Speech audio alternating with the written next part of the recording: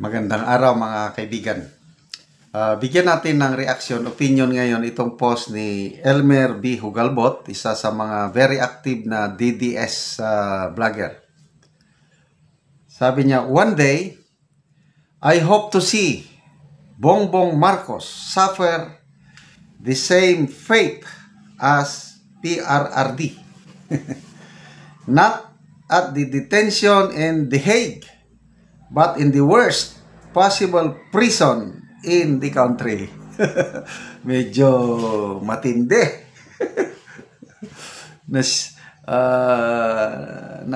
Grabe, ano?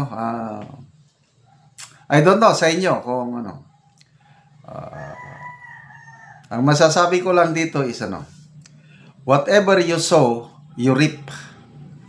Magtanim ka ng maganda sa kapwa mo, aani ka ng maganda. Magtanim ka ng masama sa kapwa mo, aani ka rin ng masama.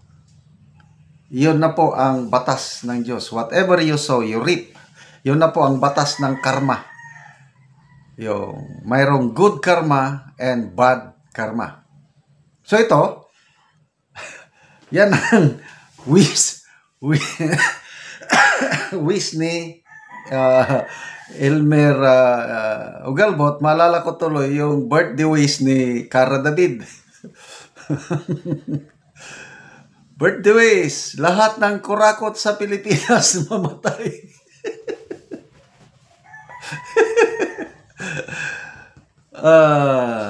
Okay, ito, may share ko lang, experience ko sa buhay. May isang tao na gumawa ng hindi maganda sa akin. Okay?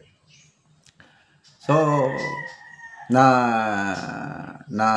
affected pati pamilya ko dahil sa ginawa ng taong ito. So, pinakiramdam mo, anong reaction ko? Ang reaction ko is yung sabi ng Bible na love your enemies, pray for those who persecute you. So, instead nagalit ang maramdaman ko dahil hindi maganda yung ginawa niya sa akin. Wala, ipinag-pray ko siya araw-araw. Kasi yun ang ano eh. Love your enemies, pray for those who persecute you. Every day. And wala akong nararamdaman na galit whatsoever yung tao na yan na gumawa ng hindi maganda sa akin.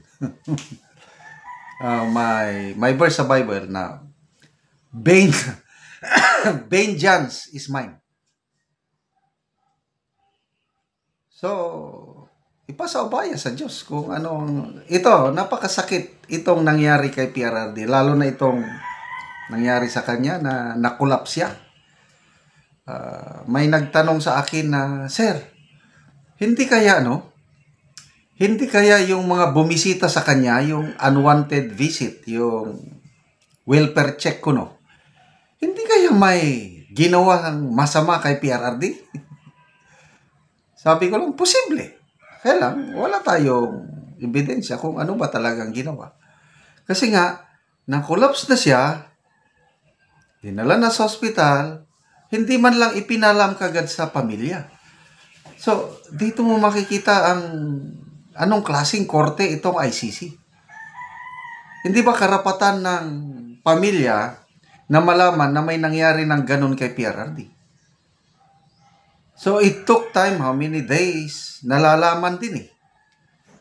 Kaya, lalong nawala ang aking respeto sa ICC dahil hustisya daw sila.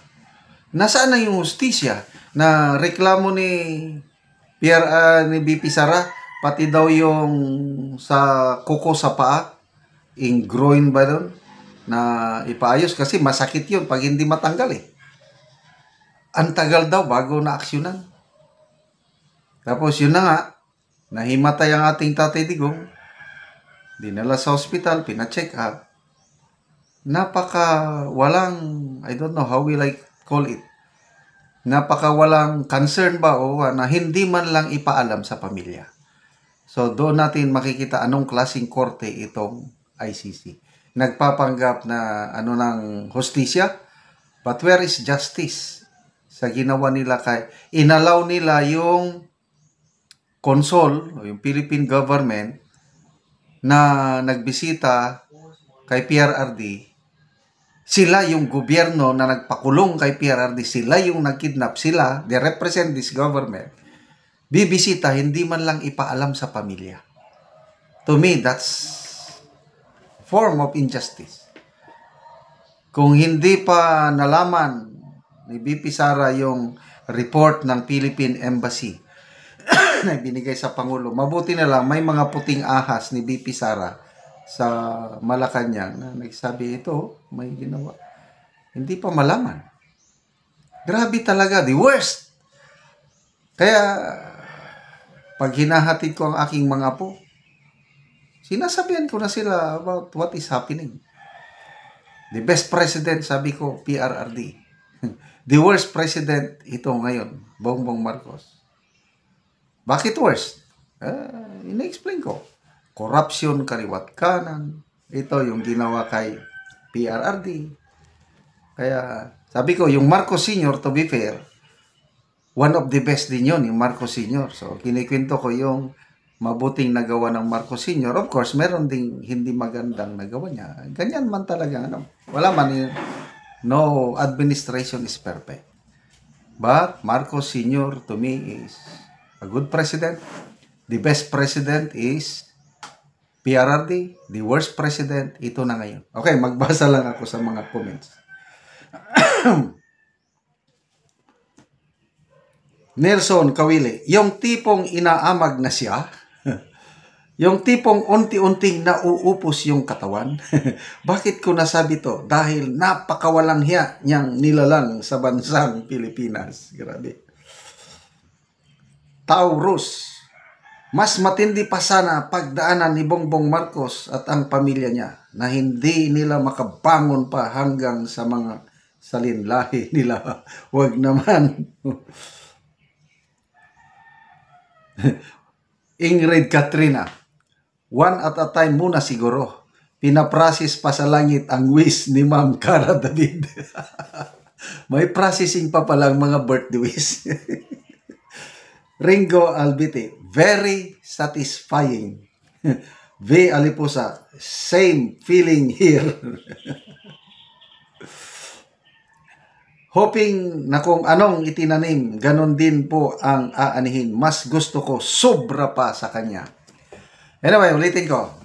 Vengeance is mine, sabi ng Panginoon. Hintayin natin ang Diyos na gagawa kung anong nararapat sa kanila.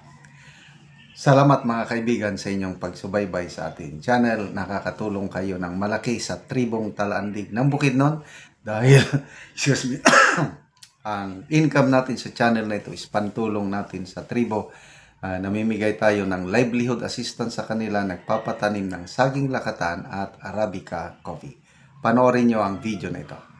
Karon na anak ko sa area ni Michael sa iyang gatamnan o kape. So ako siyang duulon. Mayang buntag diha. So magtanom ni siya sa kape nga nahatag sa iyaha nga 300 ka sidling. Muna ni siya ang sidling among napalit nga tag 25 pesos ang kada isa. Kining among natanom nga kape 14,550 na ni. So 29 na kapamilya.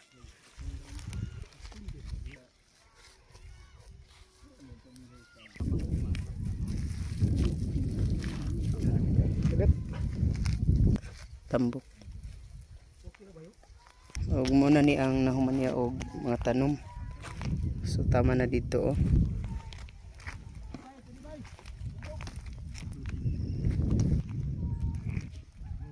So muna ni gilo agon sa gitamnan ni Michael og kanang kuan kape.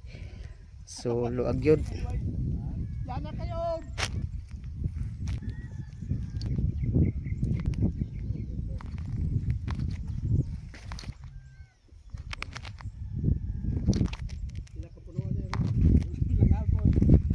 Salamat ka sa Ginoo sa nagkonsaran sa nagatag sa Sibilya. Salamat ka sa Diyos sa gihatag nga sa abot na panansat nga karon sa nani makakuan mo sa among ka wadon. Makasuporta. Pila daya imong anak? Kuan. Upat. Pila na tanan naga-eskwela? Ang kanana karon na eskwela na ako isa. Isang imong estudyante. Oh. So ang tulo dili pa ga-eskwela. Kuha na sila, grade 7 naman sana. Kuha naman sila magparaan nag-eskwela kaya ulang tagan. Kalisod. Tapos naman ko, kasi makasuporta na ka na, makaparaan na eskwela ng mga bata. Sige, salamat kaayo. Sa